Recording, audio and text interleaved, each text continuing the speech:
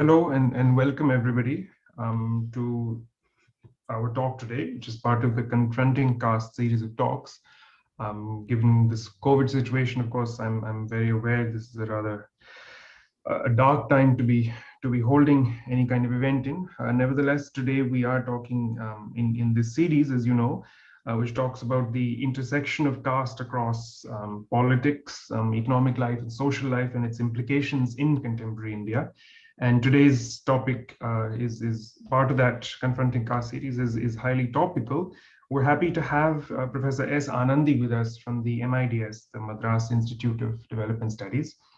Professor Anandi is a leading scholar on the politics and political history of caste in India, particularly in the context of Tamil Nadu, and particularly in the context of the intersectionality between gender and caste, and how gender distributions of power arise through institutions, including through state-mandated actions, such as through laws. And from this research, which is of course rooted in history, Professor Anandi attempts to draw implications and lessons for understanding caste and politics more broadly in the current day. Her talk today is exactly along this kind of theme. Her talk today focuses on the self-respect movement founded in 1925 by E.V.Ramasamy Periyar, which was a radical social movement and gave rise to what can be broadly termed as Dravidian Feminism. And it had lasting, sustained impact because it created a lasting and sustained critique of caste and gender in Tamil Nadu. Its implications today we can understand, which I believe she will touch upon in the talk, or on things such as the Uniform Civil Code, where the idea is that by articulating a Hindu identity, legal reforms aimed to benefit women are being created or proposed. However, the critique of this is to say that, well, actually, a lot of lessons already have been learned through the self-respect movement and through the sustained critique of caste, which it created, and it would make sense to pay heed to those lessons from the past to understand the powers and the influences shaping the debate today. So specifically, the idea that Dravidian feminism influenced how the Hindu Marriage Act of 1955 was to be implemented in Tamil Nadu, thereby bringing about the Tamil Nadu amendment of this act in 1967. So that completes my introduction for our speaker today. I'd just like to say that the person chairing the lecture, who is also going to be our discussant, we're very happy to have with us Dr. Carol Sparry. Dr. Carol Sparry is an associate professor in the School of Politics and International Relations at the University of Nottingham. At the moment, she's the deputy director of the Asia Research Institute, again based at the University of Nottingham. And for a number of years, she has headed the Politics of South Asia Specialist Group, which is part of the UK Political Studies Association. Dr. Sparry's work is on sort of very closely relevant and overlapping themes to Professor Anandi's, in that she researches gender development and the state in India, and that encompasses the question of representation of women at all levels of public life, but in particular at the level of parliament. And what are the implications, therefore, for women's participation and representation in politics across these different levels? What are the implications for development? So without further ado, I'm going to hand over to Dr. Carol Sparry, who is going to chair the discussion and then share her reflections and discussion points on Professor Anandi's contribution and talk today. Thank you. Me to discuss Professor Anandi's work, and also, of course, my deep concern as well to everyone in India that's being affected by the recent COVID surge there as well. So thank you for joining us, but also, you know, of course, we recognise what a difficult time it is for many. So I'm not going to say very much other than it has been that Professor and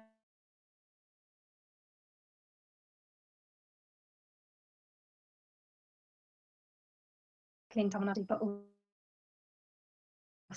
I don't want to talk too much. I'll save my comments for the discussant section. one is sort of a little disoriented with this particular talk and the kind of time and the kind of experiences that we are having with the present government in India. So therefore, I would just sort of try to map my argument in general and invite questions and discussions based on the kind of mapping that I wish to do on the discussions related to self-respecting movement and the manner in which it addressed the question of marriage and what would constitute, one may call, as part of Dravidian feminism and Dravidian modernity, because these are not something very new as discussion.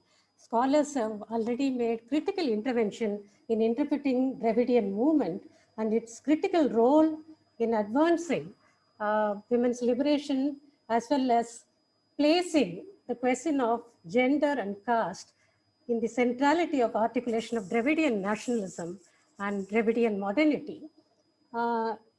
Instead of going into those arguments, I just want to sort of briefly outline what exactly and how exactly the self-respect movement addressed the women's questions. Again, here, I'm not going to go into detail about Periyar's ideas and articulation of women's liberation, because this is something which is there in writing in several places by several scholars. And the crucial question here is to see how exactly these articulation tied up with the question of Dravidian articulation of feminism and nationalism and concerns for modernity. Now, to put it simply, there were very, very fundamental kind of core ideas that is very intimately connected to articulation of Dravidian nationalism and modernity. One is, of course, equality, social justice, and self-respect. All these ideas have been more or less in a very sustained way, had been carried out as part of movement and later on as part of political articulation in terms of governance and in terms of governmentality in Tamil Nadu. Now here, one of the centrality in articulation of equality and social justice and self-respect was individuals and not communities to derive their honor not from caste or community or religion, not even from any kind of conservative social values, but from pagutarivu, rationality, valuing and respecting quintessentially modern individual notions of self-respect. Now, this is how it is sort of, fundamentally as core ideas began to be expanded and focused on question of women's liberation as well. Now, one of the important way in which Dravidian definition of women's liberation centered around the question of practicing alternate form of marriages, that is the self-respect marriages, that is something where one can see the elaboration of and foregrounding of women's rights issues. Fundamental to the very unique self-respect marriage has been the practice of anti-progate marriage, weddings that would reject pronunciation of any kind of sacramentality to the marriage through Brahmin priest. And the weddings have to be initiated, carried out as events either by political leaders, and where marriage becomes a political platform to talk about women's rights, to talk about anti-caste politics. And therefore, anti-progate weddings have been intimately connected with the manner in which modern marriage was conceptualized by the self-respect movement. The second aspect was no Mangal Sutra or tying of thali, which is symbolized the transfer of bride to an affinal family as a property of men, which was severely contested by Dravidian movement.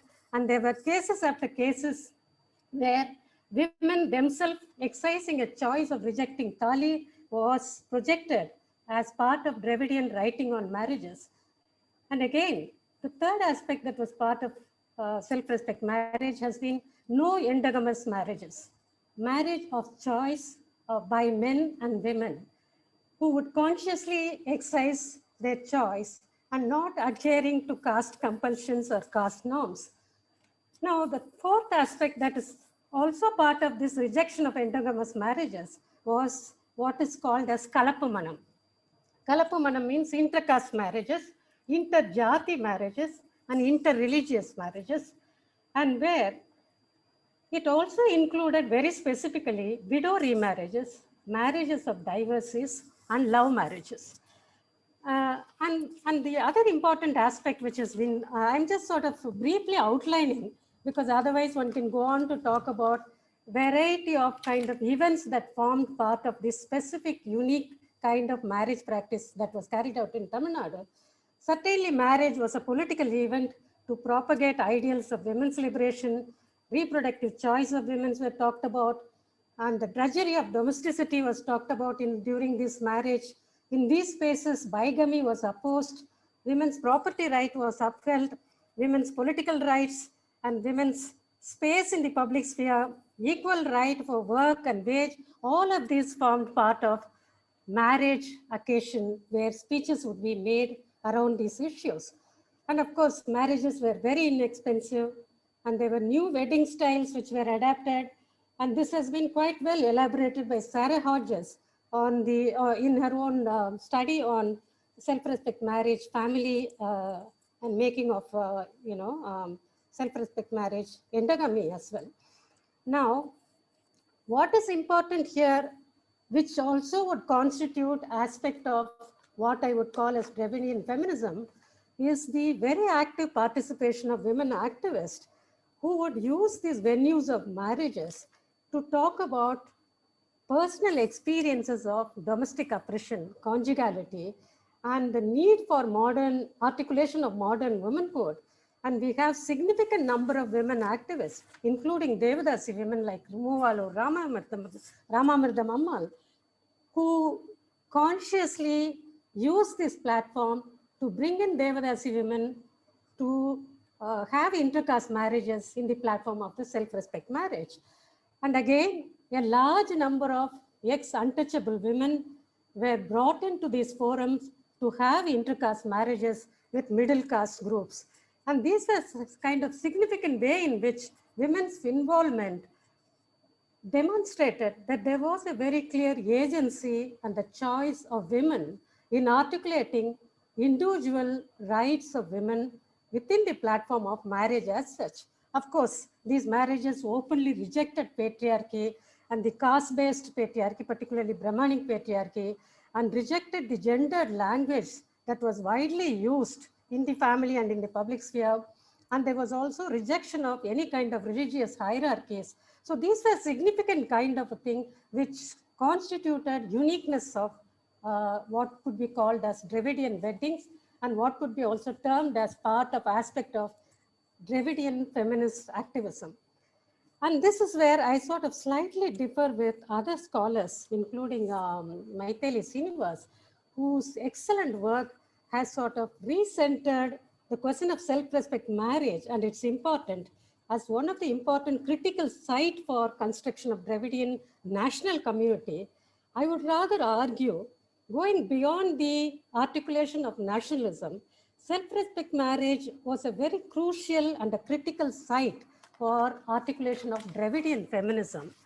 And this is because these Dravidian feminist ideals were also critical of forms of nationalism which was propagated by later Dravidian movement.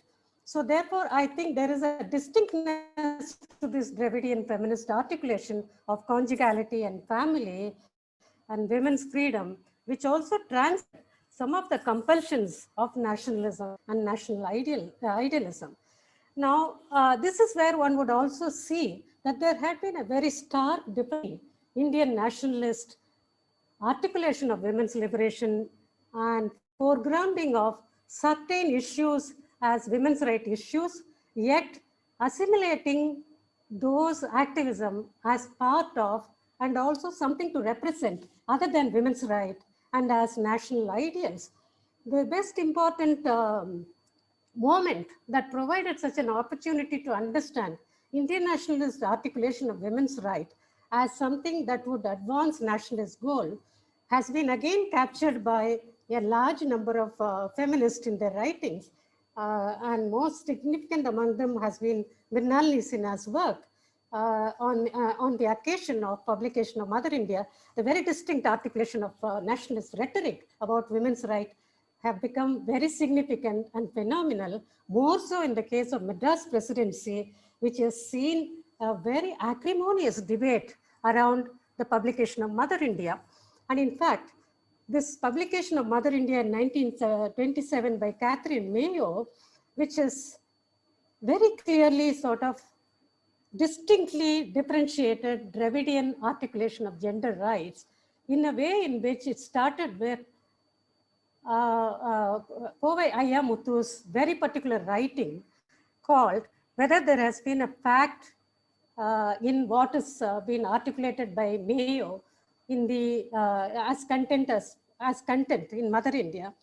For instance, and of course the foreword was written by Periyar, and where Periyar very clearly, distinctly differentiated his argument about Mayo and what Mayo was articulating as women's issues. And this is very important because around this time, Indian nationalists were very clearly representing Mayo's writing as imperialist articulation and locating her writing with imputation of imperialist motivation, that they were also denying a particular kind of facts as facts. However, simultaneously, 1927 legislations in Tamil Nadu clearly showed that there was an urgency felt by Indian nationalists to extricate themselves from the whole idea that they have been participant in carrying out child marriages.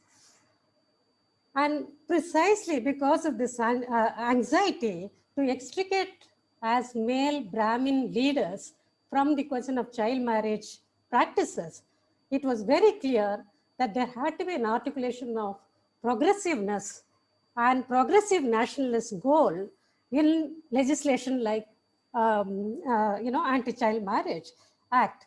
And here what is important and what has been pointed out by Maithili Srinivas is very, very interesting to note, because Srinivasa Iyengar, who has been projected as one of the most liberal, progressive legislator in Tamil Nadu, very clearly stated in his articulation against child marriage that this bill is necessary primarily because we as a Hindu race have to find some improvement in our racial identity only by advancing women's age at marriage.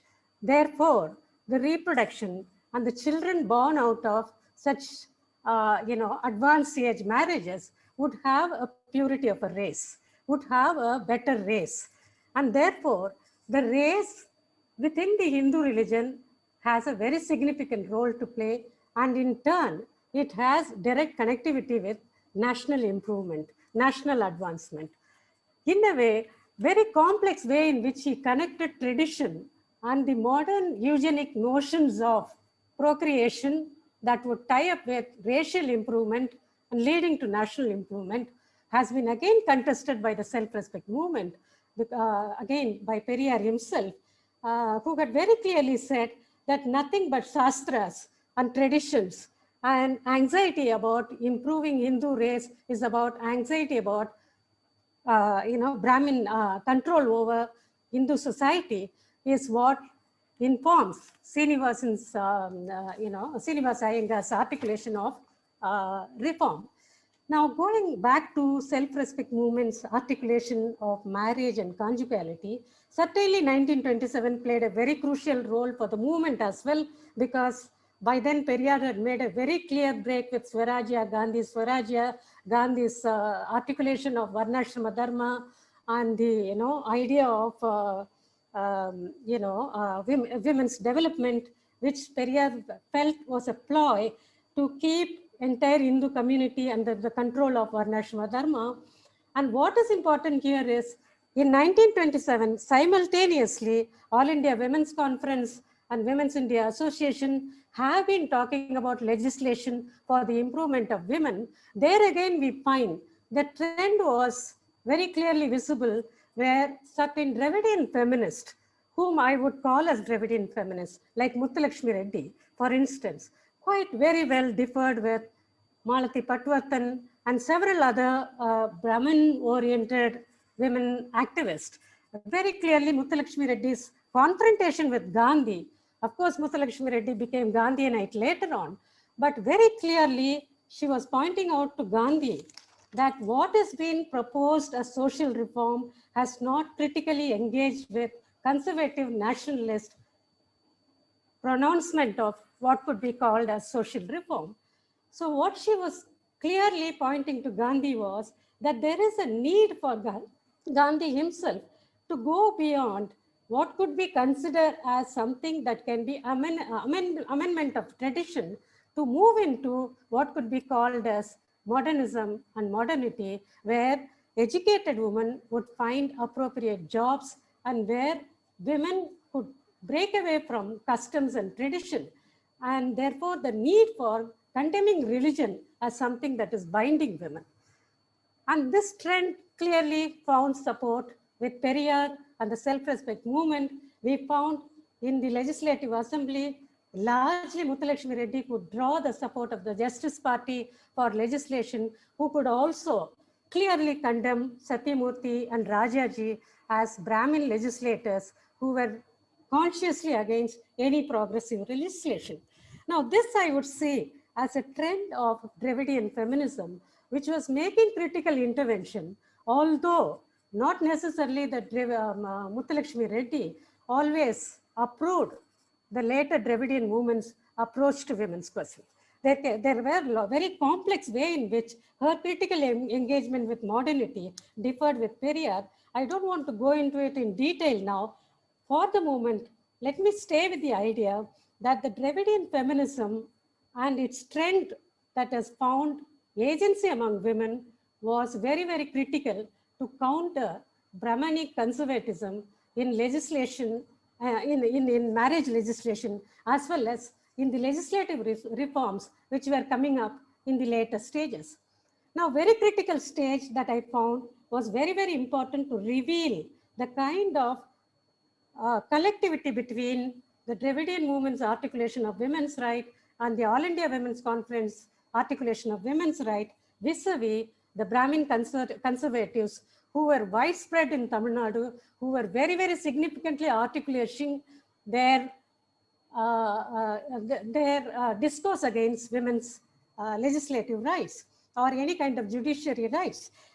For here, I really want to show, of course, there are a lot of, again, lot of significant work on Hindu Code Bill and the work of Chitra Sinha, Rebaso, and several other work had clearly shown us that the Hindu Code Bill stayed with particular form of patriarchy despite its articulation of a very specific form of reform for women.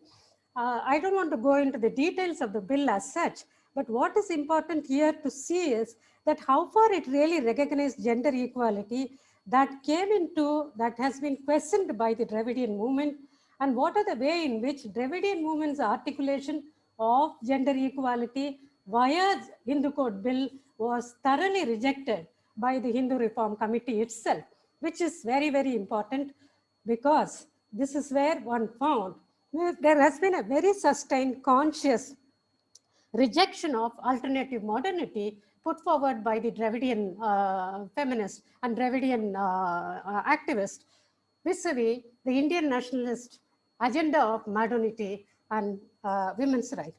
Of course, we know very well that Nehru's own anxiety quite well collided with Ambedkar, and at some time it really got separated when the anxiety for Nehru was more about election, and in the first election to win the election with the support of the conservatives, which had a very disappointing result for the Hindu Code Bill, which became a piecemeal legislation. We have seen how Hindu marriage reform was separated into several legislations, which had also sort of somewhat compromised what was very disappointing for Ambedkar, and Ambedkar resigned from the assembly in 1951.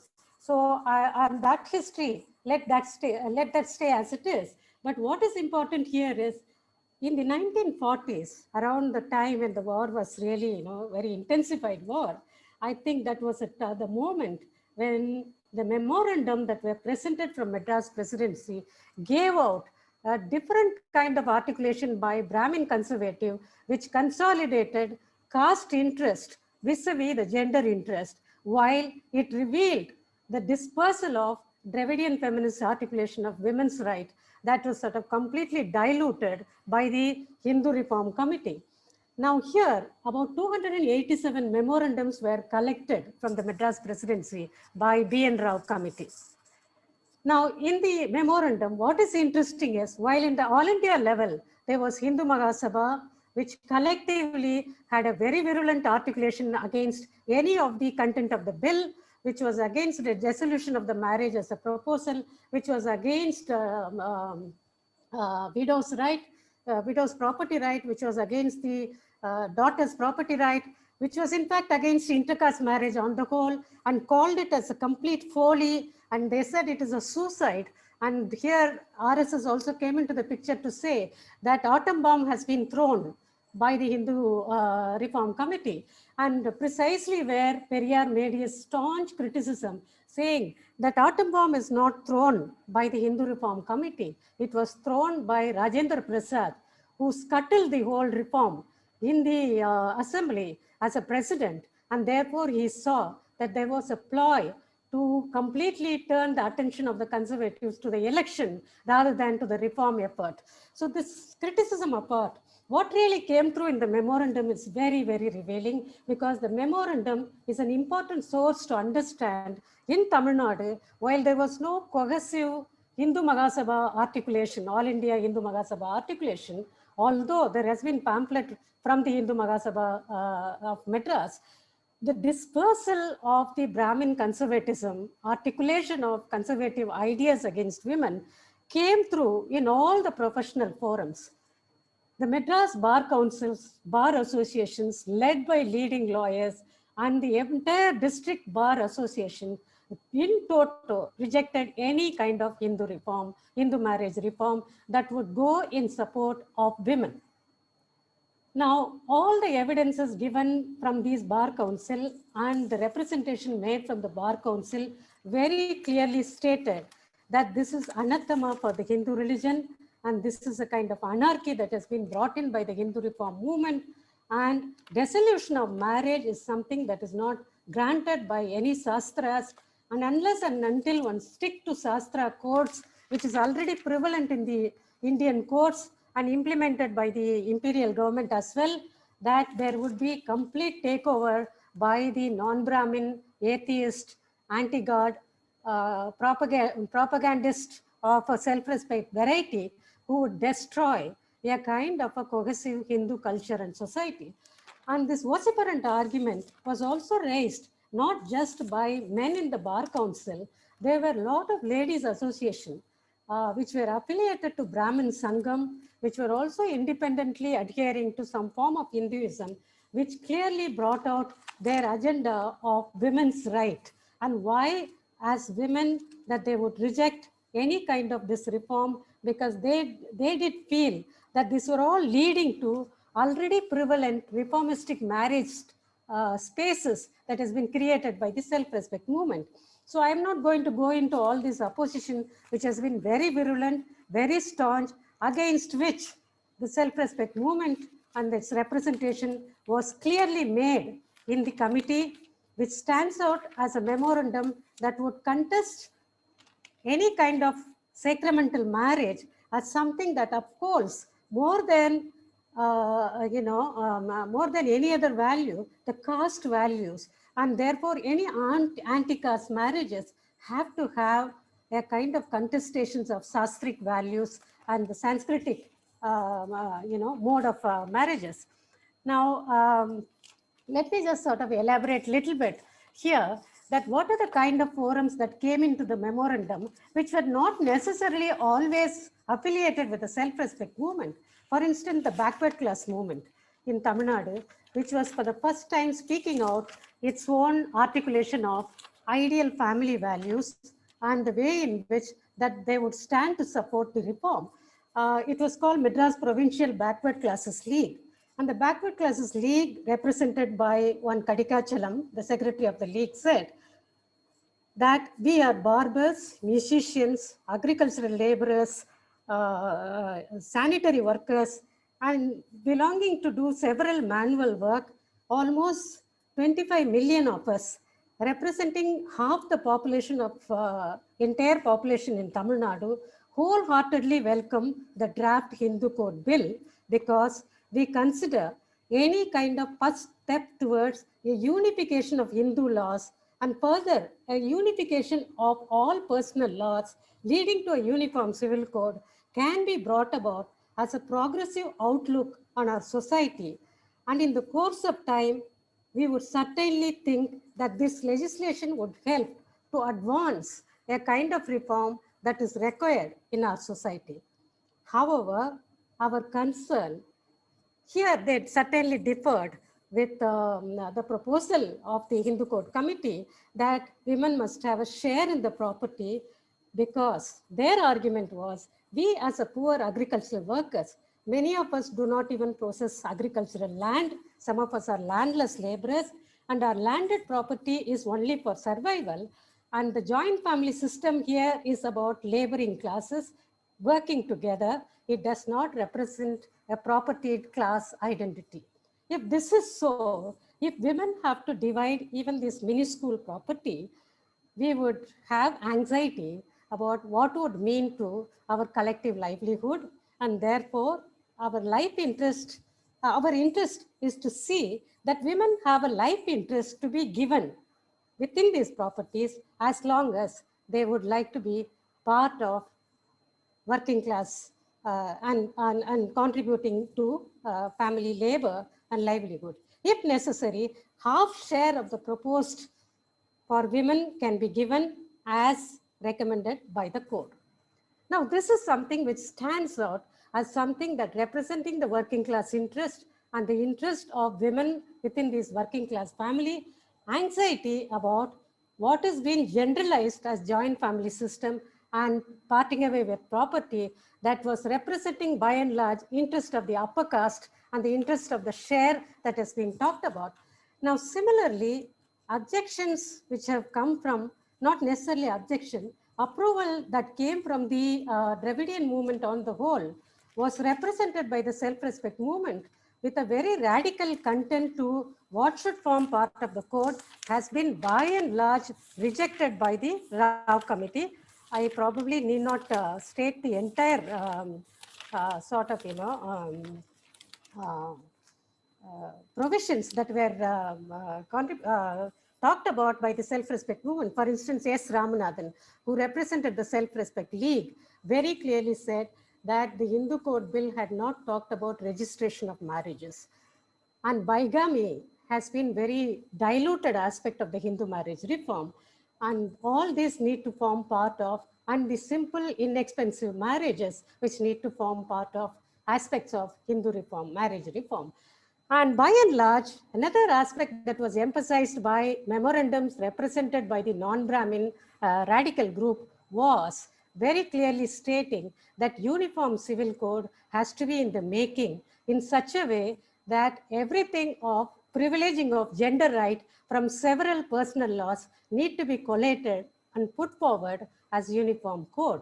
And Periyar by 1951 was clearly stating, I am not for just for reform of the Hindu code because this is total failure and farcical under Jawaharlal Nehru government, and therefore I would stand for further radical uniform civil code. And if ever there has to be a Dravidian country, we would work towards a Dravidian uniform civil code for across communities and across religious and caste group.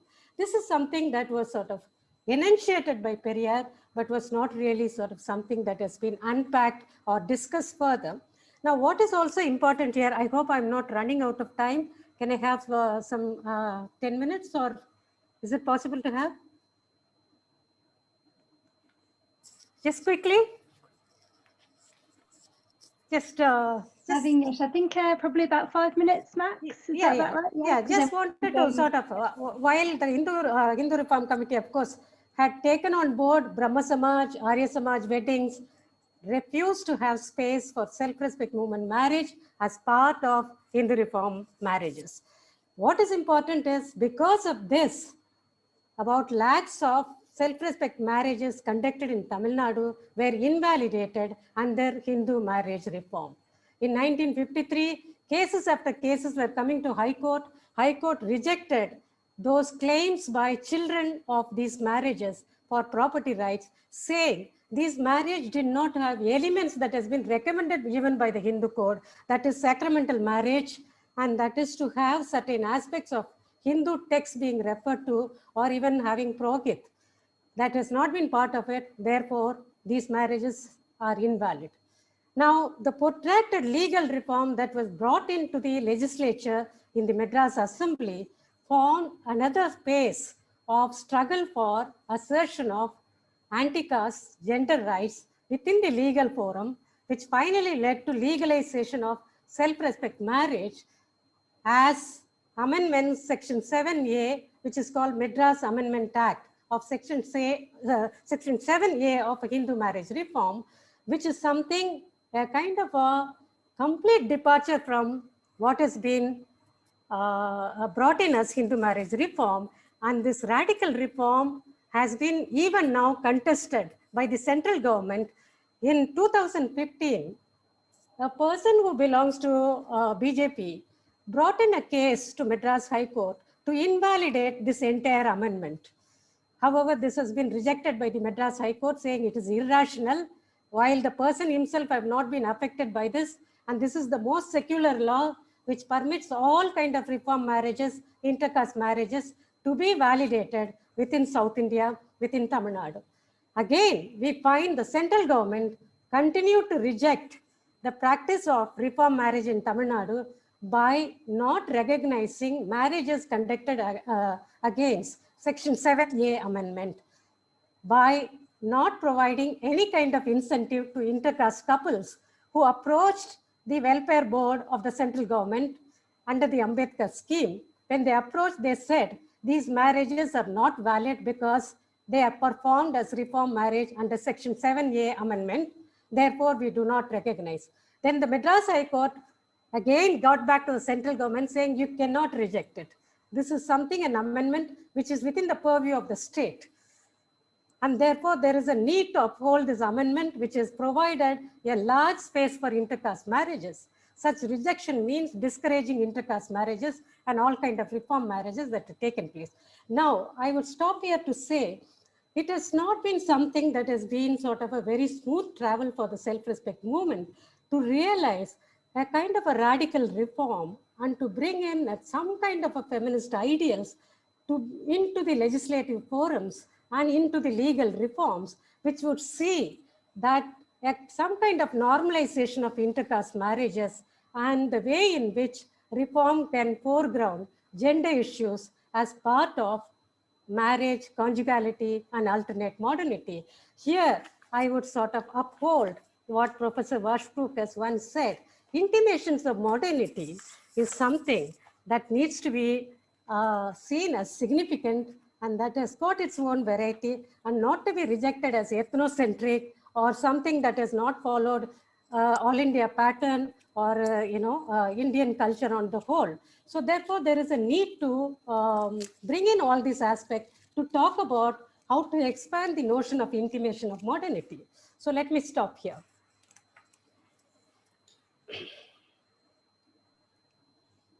Thank you so much. That was an absolutely fascinating talk, and I'm sure I'd love to hear even more as well, and kind of go into each of these kind of themes in depth. So I'm just going to restrict my comments, a few comments, some kind of broader general comments, and some asking for a little more kind of detail if you've thought about some of the things that popped into my mind as I was listening to your talk. So thank you ever so much. Okay, so if I just dive right in, shall I? So one of the things I thought was really interesting about your paper and about the position broadly that you're stating as well is that, you're talking about this notion of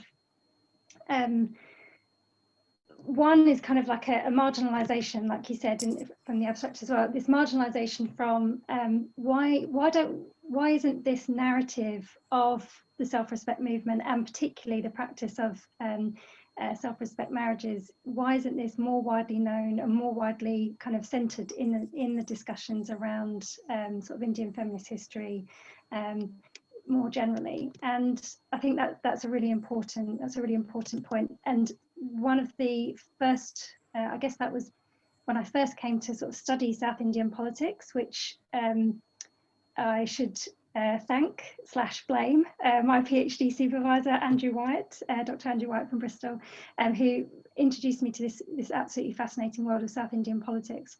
One of the things that really struck me about the self-respect movement, and particularly, for example, self-respect marriages, was just how radical it was, not just sort of locally, but internationally as well. And it really struck me, and also temporally as well, in terms of the time in which it was happening, the ideas that were being put forward. So that was something that really struck me when I first came to your work on the topic, and other people's work on the Dravidian movement as well. I thought that was just such a fascinating idea. And I think one of the things that I wanted to ask you about as well, you mentioned the relationship between Ambedkar and Nehru over the Hindu Reform Bill. And I was wondering also about the relationship between what you're terming sort of Dravidian feminism and Ambedkar as well, because you also mentioned self-respect marriages and Dravidian feminism in relation to Gandhi and Muthu Lakshmi Reddy's role in that. But I was wondering, was there any kind of interlocution between sort of Dravidian feminist activists and Ambedkar feminists as well, on both at the time, but also maybe in more contemporary times as well? Is there, Yes, is there that kind of interaction? Mm-hmm. The other thing that I wanted to bring up that I think is really important for looking at how this reform has come out of sort of the Madras, how it was articulated in that particular context of the Madras legislature or legal reform and the movement in that region. There is some, and I missed it. I missed it. Sorry, I was just thinking about, my so my second point was just is, about oh, sorry. Yeah. I was just thinking about the relationship between I guess the sort of federal context, right? So you were talking about what kind of prominence does this how does it feature in the national discourse and the federal discourse, and what are the kinds of factors that influence whether it gains more prominence at the national level? And of course, in the particular sort of contemporary political formation, I think some of the themes that you were talking about the role of the family and using the family as a concept to kind of reject more radical notions of whether it's intercaste marriage or whether it's even questioning the purpose or the role of marriage in society as well. I think, those radical ideas, the role of the family being this kind of common theme, not just in India, but beyond India as well, used to sort of question the sort of any efforts to improve sort of gender equality in the domestic sphere, but also in the legal sphere as well. So I thought that was really interesting.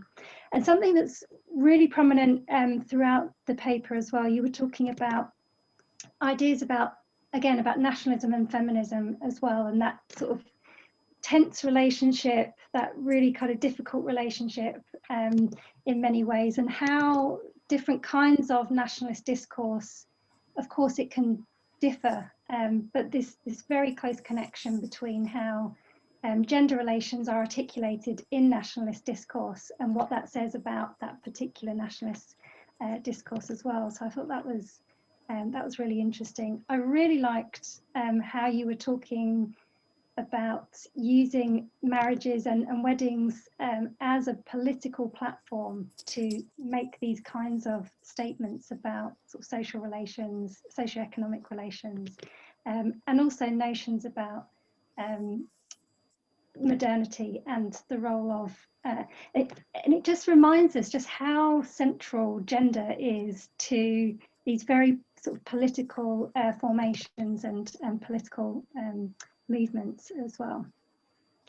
I think I've got a few. Yeah, so I was thinking, I also made a note about the anxiety between, you were talking about Ambedkar and Nehru on that, and I think it's really important to remind us of that.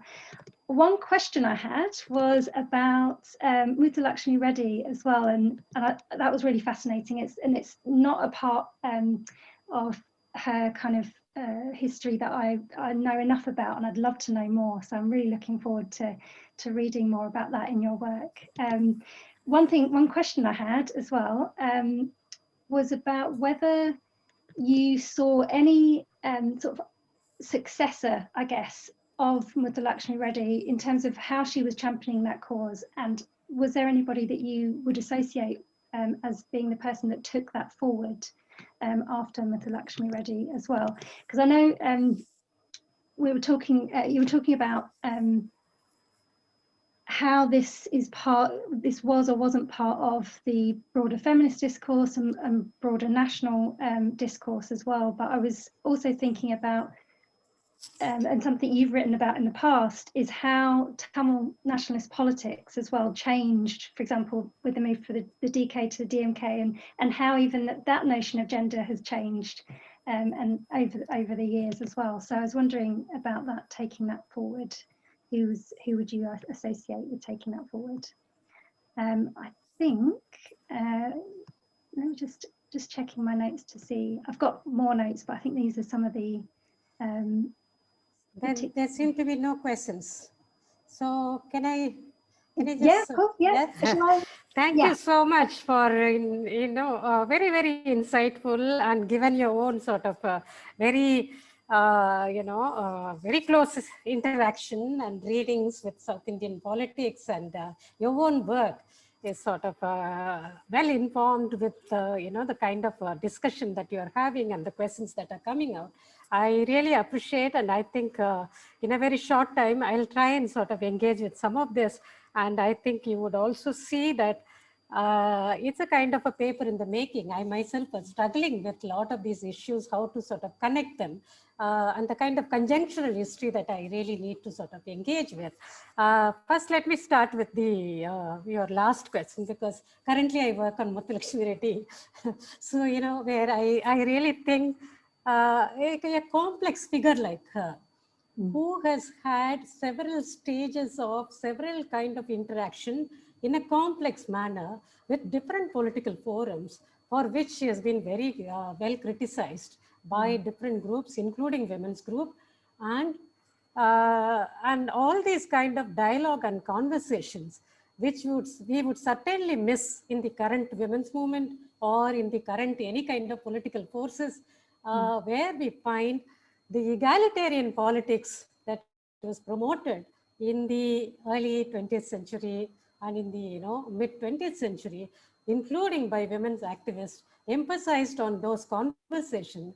And that is what is helpful to us to understand that the kind of intense conflict among feminists also reflected that there has been a limit to a kind of imagination of liberal articulation of rights, and a kind of a liberalism that was quoted by some of these feminists, which shared its anxiety about leadership, power, and to some extent it had to deny, it had to create several marginality of groups and caste groups. For instance, the confrontation between Devadasis and Muthu Lakshmi Reddy, which is a well-known kind of conflicting conversation that she has had, and who shared her upper caste anxiety, and the way in which she wanted to mold the whole discourse was something that brought out a individualistic politics that has been part of, in any case, the Dravidian movement's articulation of individualism and individual right. Sometimes it's also bordered around anxieties to contain and control and produce a particular discourse that would be liberal, progressive, yet it borders around controlling and rendering other voices as something that is not part of universality that they create. So every particularity is also contains particular articulation of universality, which is a problematic one. And this precisely where I can connect very well the Indian nationalist articulation of particular universal ideas of rights was certainly marginalizing Dravidian particularities, Dravidian feminist articulations, and therefore we find that this never-ending kind of unpacking of these particularities may reveal to us that the project of anti-caste politics and its project is something that can really counter the hegemonic, incomplete hegemonic projects rather than revealing to us all hegemonic projects that have been complete. So in a way, the nationalist incomplete project was revealed through the Dravidians' interventions and the Dravidian movement's intervention. Certainly, Muthulakshmi Reddy's project was too incomplete.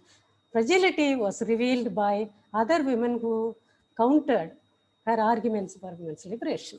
So I think this is opening up rather than closing in terms of agendas and politics of liberation that has been part of whole conversations that took place around egalitarianism, question of egalitarianism. Again, this something ties up with the question of tension between nationalism and feminism.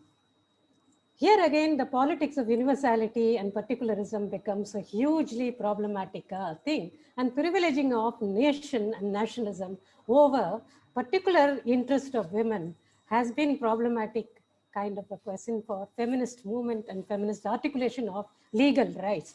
And this is precisely why even today, the feminist movement finds it very hard to come up with uniform civil code as the best alternative, because the conjunctural history show that the interest of the national parties which articulate uniform civil code is not really articulating women's interest other than hegemonic interest of a particular majoritarian group as part of uniform civil code articulation. And therefore, it has been problematic for or tension kind of a tension bound between nationalist and feminist articulation of civil rights or even legal rights. Again, I don't need to go into it.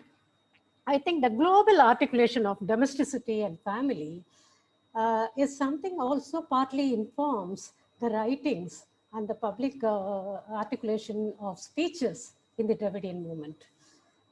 We found that there has been some kind of a transnational articulation of modernity that enters into the discourses, and where I think that the articulation against patriarchy has brought in, of course, local neologism, local kind of a verbal articulation of anti-patriarchal consciousness have found some kind of inspirations from abroad, or in the socialist context of the 30s, for instance.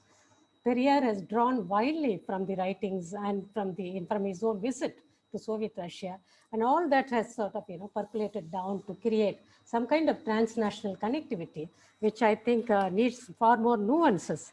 I'm not going to sort of engage with that now, but far more important question of yours, which is again requires a very serious research, is the connection between Ambedkar, Dravidian feminism, and Ambedkar's articulation of Hindu Code Bill, for instance. Let's take that one particular instance itself. I think the wide support for Hindu Code Bill, the version of Hindu Code Bill that Ambedkar wanted to bring about, enjoyed a tremendous support from the self-respect movement, and Periyar's editorial in the 1951s in toto completely rejected Nehru's strategies and foregrounded Ambedkar's anxieties, and clearly said Ambedkar stood for anti-caste politics in advocating in the Code Bill, and it is the primacy is given to gender interest and not to the interest of the religious group. And therefore, he said that there is 100% support extended to Ambedkar. In the 40s, women who met Ambedkar in Tamil Nadu along with Periyar included a large number of Dalit women. One among them was Veenambal Sivaraj, who was part of a Dravidian movement, who has written about her interaction with Ambedkar in Tamil Nadu. What is interesting is Muthulakshmi Reddy's interaction with Ambedkar around the roundtable conference time. And that sort of reflects and stands out as Dravidian feminist interaction with Ambedkar, who around that time, what I talked about as conversation with Gandhi, was indirectly taking on Ambedkar's stand on caste issues. And her interaction with Ambedkar was also revealing that there was tension in her own articulation about going in support of national movement and Gandhian articulation of dharma and rights. So I think these need to be nuanced, of course, foregrounding Ambedkar's ideas and his image and his interaction in South India. So which really definitely requires a very important kind of, paper. And I thanks for sort of, telling me this. Yeah. Great, thank you very much. I mean, like I said, this is lots of interesting material that we can explore further. So do you have a question from Prabhu Swaran saying, what would the Dravidian feminist response to contemporary sexualized forms of labour today? I think there is a question from Prabha Kotishwaran about Dravidian feminist response to contemporary sexualized form of labor like sex work. Again, here, I don't think there is a cohesive, uniform response, which could be termed as Dravidian feminist response, but I can say that there has been a vernacularized, localized articulation of an engagement with sex work, labor, and paid and unpaid labor, and about Terukuthu or even Karagatam, etc. I think there is one version that one can really say that locating class, caste, interest, and popular culture as something that is part of a Tamil public requires a kind of a complex intervention. I think there is a kind of a articulation by certain feminists in Tamil Nadu, taking into account the aspect of caste here and not leaving out caste and seeing merely as gendered exploitation. I think this is very important because the way in which intersectionality has formed part of talking about labor, sexualized labor in Tamil Nadu is different from in other parts of India. I can elaborate this in the case of right from the Devadasi debate to the contemporary debate on sex work and the dignity that the sex workers have to have and the dignity that the Karakatam dance people have to have and not to be just attributing obscenity to it. At the same time, I think there has been a lot of critical debate among the Dravidian feminists, including myself, who to some extent can call myself as Dravidian feminist for my own critical engagement with the Dravidian movement for many, many decades. I can say very clearly that I'm someone who has also been critical of Dravidian movement and particularly as a ruling power, and it stands on particular issues related to sexuality. And for instance, on the whole question of the way in which Khushbu raised the issue of sexual desire and sexual right of women in the public, which has been criticized by DMK and including by the VCK, Vidudalai Siruthaigal, the Dalit party at that time. I and many feminists took a very critical stand on it, saying this is one form of articulation of a Tamil nationalism, which goes against gender interest and the right to articulate in the public about female desire. And this article appeared as Sex and Sensibility in EPW, where, such criticism is quite, something may not have been taken seriously by political parties, but there is a space for such articulation in Tamil Nadu. Do I have the answer to be written, or it's just fine that I hope Prabha is listening or something? I was going to say that actually segs quite nice into a question that I had as well about, in terms of the contemporary political formation. Of course, Tamil Nadu politics has undergone some change in the last few years as well. And who do you think within that kind of contemporary sort of political, whether it's the electoral landscape or the broader kind of party landscape, who might be among the most receptive, do you think, to that kind of Dravidian feminist ideas, or do you think that that space is quite tricky in terms of some of these ideas? So, for example, if you were to sort of put forward ideas about this critique of, trying to work through a uniform civil code, and reminding them of that very important intellectual history and activist history within Tamil Nadu, who would you maybe sort of see as some of the most receptive political actors to that kind of narrative, if any?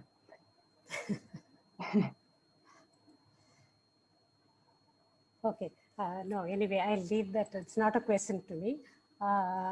Yeah, no, I sort of, can you just sort of tell me what exactly was the last bit? There was some. Yeah, I was just wondering in terms of the contemporary political landscape, because I know you've written about, for example, in Sex and Sensibility, and how actually that sort of Tamil nationalist discourse has changed how they talk about gender in ways that isn't. Yeah. I think there are a lot of indicators which I have not really studied after that. So to say, I can very clearly say that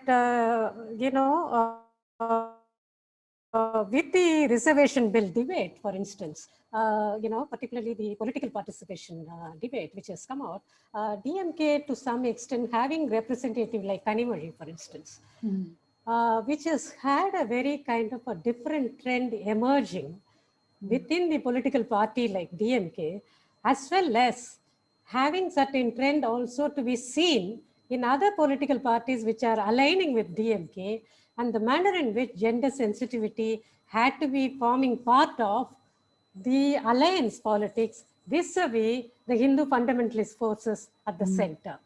And this is where I find that there is a cumulative kind of gender sensitivity has been brought in to contest the Hindutva nationalist, anti-feminist articulation of the BJP politics, to reiterate that the Dravidian movement has a historical past which has been gender sensitive. And therefore, at least to the public, it has been constantly reminding that the property right issues has been taken up by the Dravidian movement, that the Dravidian movement has articulated a very distinct politics of feminism, that it has articulated a welfare for women, which is far more distinct than the central government or by the BJP government.